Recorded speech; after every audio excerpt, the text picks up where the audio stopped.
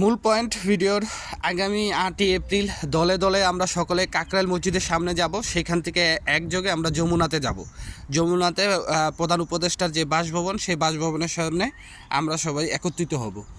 আমি আবারও বলতেছি, আগামীকাল 8ই এপ্রিল আমরা সকলে কাকরাইলে থাকব।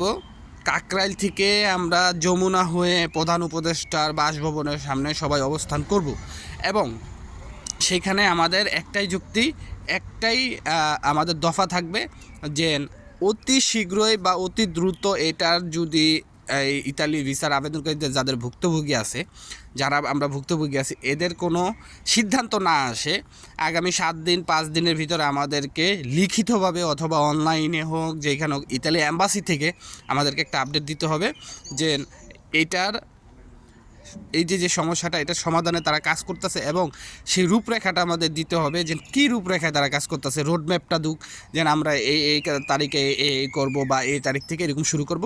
তো ইনশাআল্লাহ এরকম একটা লিডারশিপ নিয়ে কেউ একজন বক্তব্য দিবেন।